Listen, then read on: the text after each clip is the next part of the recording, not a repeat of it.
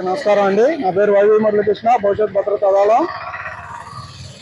సుమారు 8 సంవత్సరాల క్రితం గుడివాడ పట్టణంలో ఇట్లాగే ఫ్లెక్సీలు రాజకీయ వ్యాపారులు ఫ్లెక్సీలు పెడుతున్నారని చెప్పి నేను మున్సిపల్ కమిషనర్కి చేస్తే ఆయన పట్టించుకోలేదు.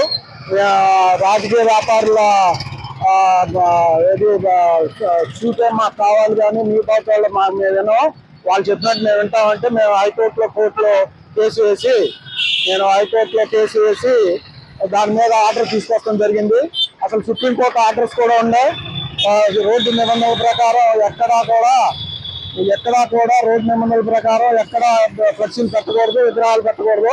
దాన్ని ఆధారంగా చేసుకుని నేను హైకోర్టులో కేసు వేయడం జరిగింది.